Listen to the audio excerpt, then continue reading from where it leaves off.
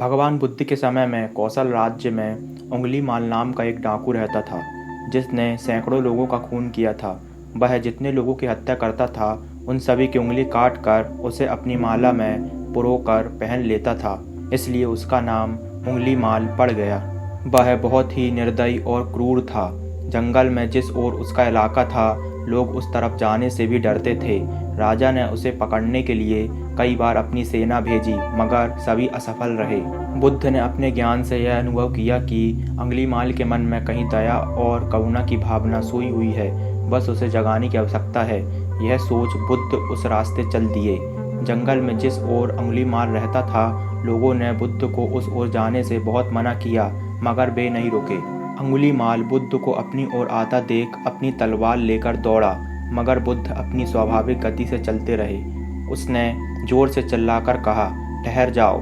बुद्ध रुक गए। जब उंगलीमाल बुद्ध के पास आया तो उन्होंने कहा, मैं तो ठहर गया हूँ, मगर तू कब ठहरेगा?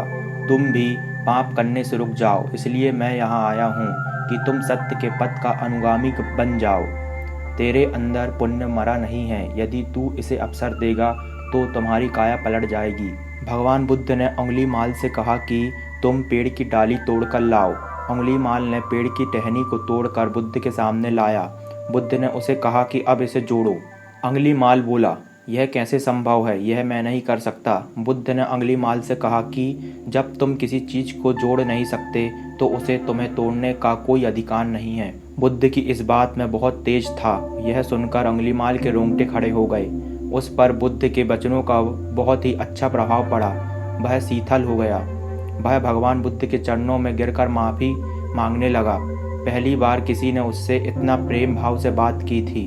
उंगलीमाल ने कहा, मुझे माफ़ कर अपना सेवक बना लीजिए। मैं इस अनुशासन को स्वीकार करने के लिए तैयार हूँ। उसने अंगुलियों की माला उतार कर फेंक दी और बुद्ध के चरणों में गिर पड़ा।